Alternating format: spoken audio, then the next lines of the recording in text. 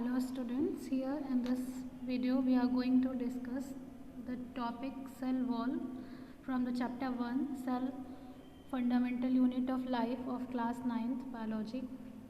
So what is cell wall? As you know, all the cell has an outermost covering. That outermost covering is known as the cell membrane. Okay, but in case of plant cell, there is an additional layer after the cell membrane on the outer side of the cell, and that outermost boundary of the plant cell is known as cell wall.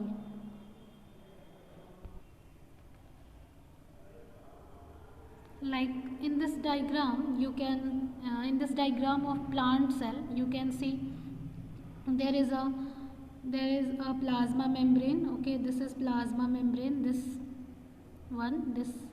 outermost layer, but in addition to this layer there is an extra boundary. Okay, you can see this extra boundary, and that is extra layer, additional layer is known as cell wall.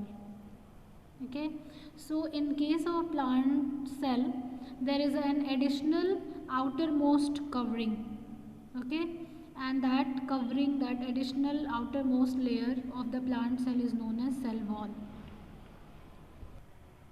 Now, how can you define the cell wall? Cell wall is an outer, rigid, protective, supportive covering of the plant cells only. This you have to remember, that cell wall is only present in the plant cell. Okay, it is absent in the animal cell. So it is outermost layer. It is rigid, means hard, and protective, means it serves as a protective boundary, and it supports, because it is rigid, so it supports and make a covering around the cell.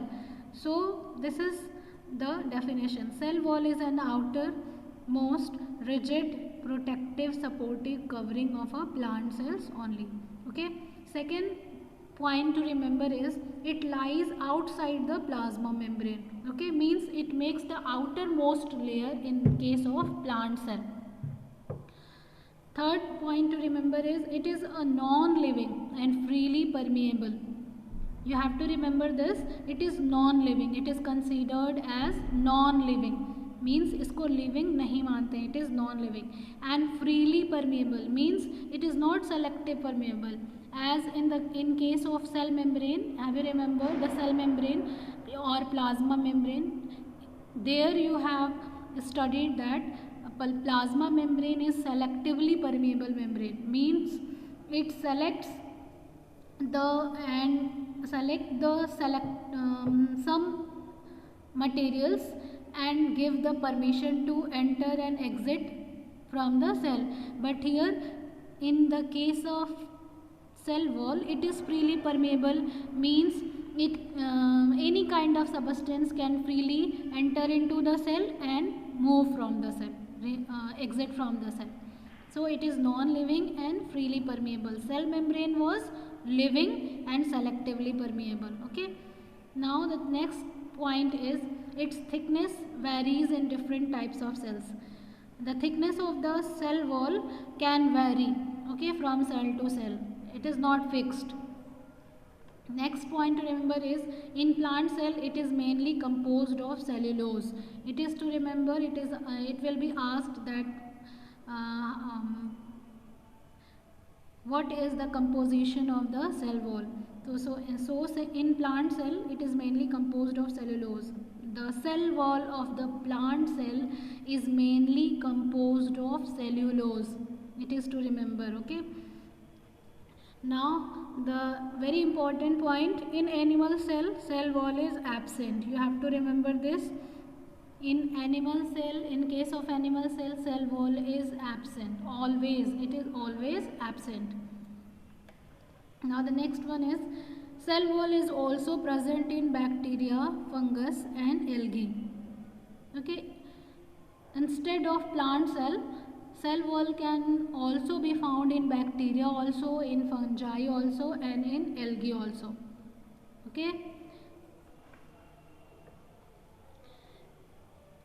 In bacteria, cell wall is made up of peptidoglycan.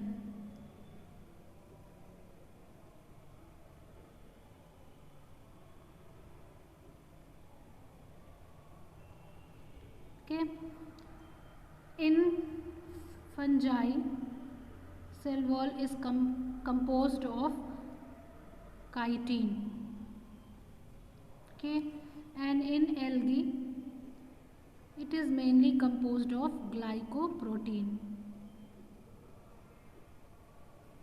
So you have to remember, in plant cell the cell wall is made up of cellulose. In case of bacteria, the cell wall is also present there in case of bacteria, and that is made up of peptidoglycan. Okay. In case of fungi, the cell wall is made up of chitin, and in case of algae, the cell wall is mainly made up of glycoprotein. Now you have to remember the functions of the cell wall. What are the main functions of the cell wall? Why is it present in case of plant cell? So the first function is to provide a definite shape to the cell. As you know, the cell wall is hard, rigid, so it gives shape, definite shape to the plant cell. Okay. It protects the plasma membrane and internal structure from any kind of shock and damage and from the pathogen. Okay. So because in case of plant cell, it is the outermost boundary, outermost layer, so it protects the plasma membrane as well as the internal structure of the cell from the any kind of damage, shock, or entry of the pathogen, infection of the pathogen. Okay. It provides mechanical strength to the cell. Because it is hard and rigid, it gives the stability, so it provides mechanical strength to the cell. Okay. As you know, in case of plant, the plant's body have to fix at one place. They cannot move. Okay. Plants don't move from one place to another, they have to remain at one place always. So what happens, they need to be stable at one place. So if their cells will be stable, their body will be stable at one place. So their cells have cell wall, and that cell wall give the stability to the plant's body. Okay. So it provides mechanical strength to the cell. It counteracts the osmotic pressure. Osmotic pressure is the pressure which is built by the presence of water.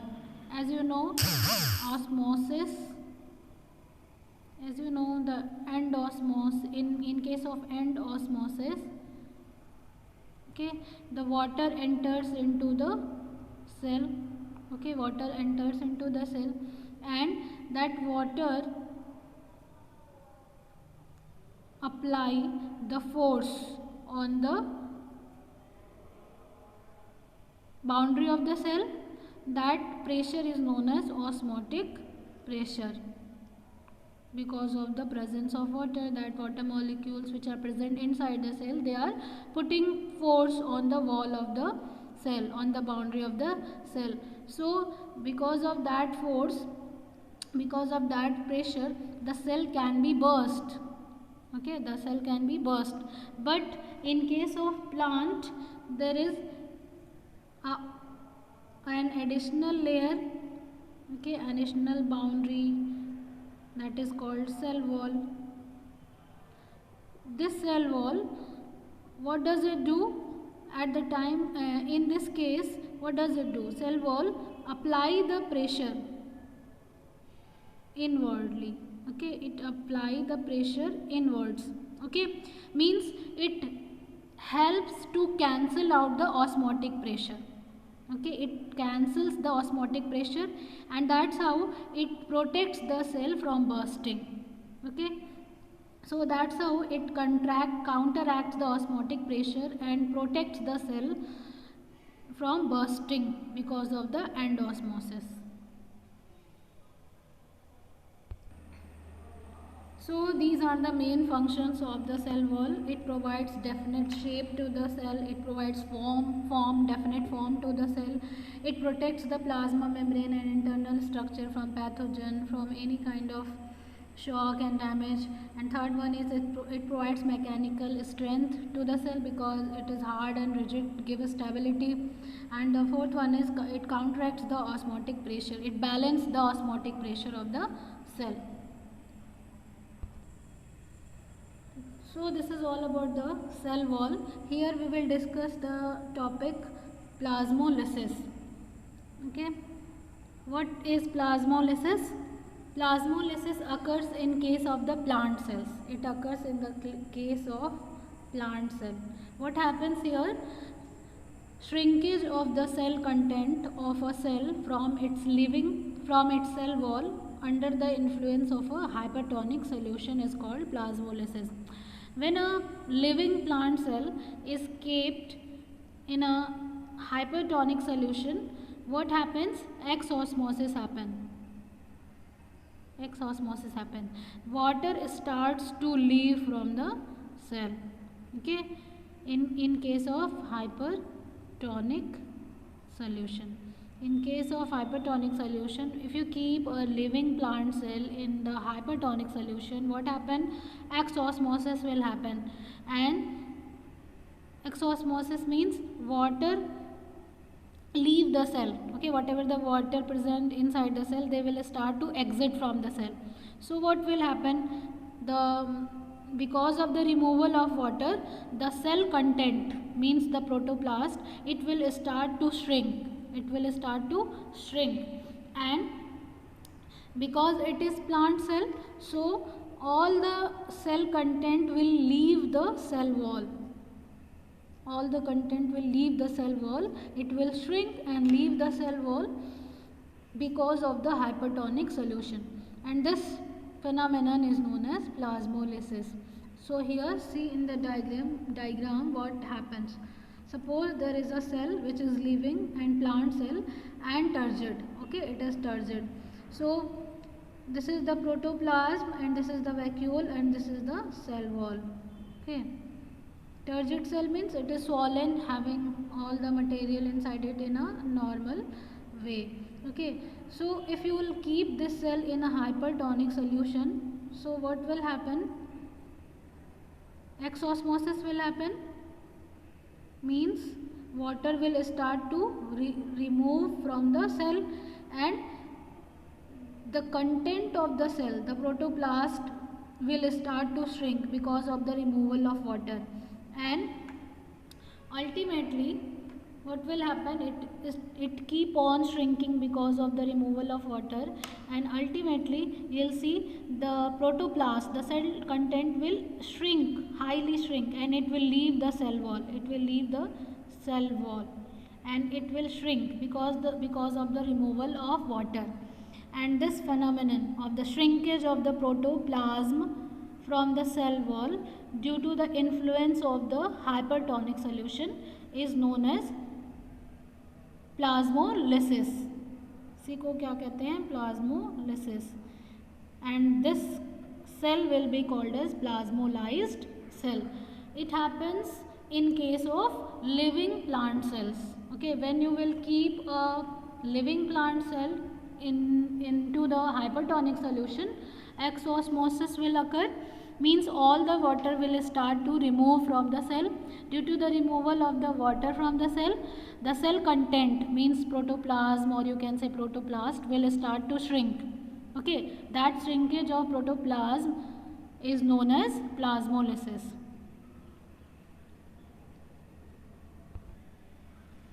So this is all about for this video. That's it.